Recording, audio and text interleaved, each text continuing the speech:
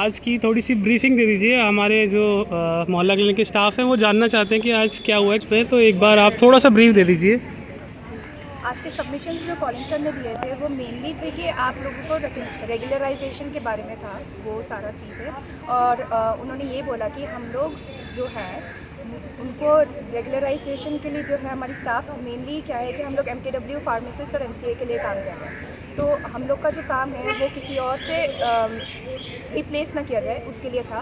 और साथ में ये भी था कि हम लोग जो अभी काम कर रहे हैं उस चीज़ का स्टेटस को यानी जैसा है उसको छेड़ा ना जाए, वैसा का वैसा रहे, उस पर बात। ठीक है सर, जो बड़ी बात ये है कि आज जो मोहल्ला क्लिनिक का केस लगा था कैट में वो एडमिट हो गया। सबसे बड़ी खुशी की बात ये है कि हमारा डिसमिस है वो एडमिट हो गया है और दिल्ली सरकार को नोटिस दे दिया गया है कि वो बताएं कि ये क्या सारी घटना घट रही है। और जो 33 लोग निकाल दिए गए हैं उनके ऊपर भी जिक्र किया गया। तो आने वाले टाइम में कोई भी व्यक्ति निकाला नहीं जाएगा। और 2 हफ्ते का जो आपका पहला केस डाला गया था हाई कोर्ट में जो डिसमिस हो गया उसमें भी ये दिया गया है कि 2 हफ्ते का नोटिस दिया जाएगा अगर किसी को निकाला जाएगा। तो उसको ही कोर्ट ने उठाते बोल दिया है कि ये आपकी सेफ्टी के लिए अगर किसी को भी ऐसे निकाला जा सकता है तो वो कोर्ट में आ सकता है और उसकी कोर्ट सुनवाई करेगी।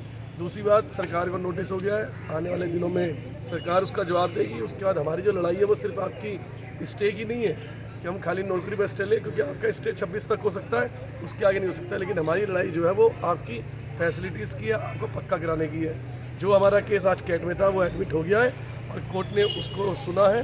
कोर्ट ने सुनने के बाद अपोजिट पार्टी को नोटिस कर दिया है। जो 16 अक्टूबर की डेट है, अपोजिट पार्टी को उसका जवाब देना है। उसके बाद केस चलेगा, लंबा चलेगा और ईश्वर ने चाहा तो आप लोग जीतेंगे और विजयी होंगे।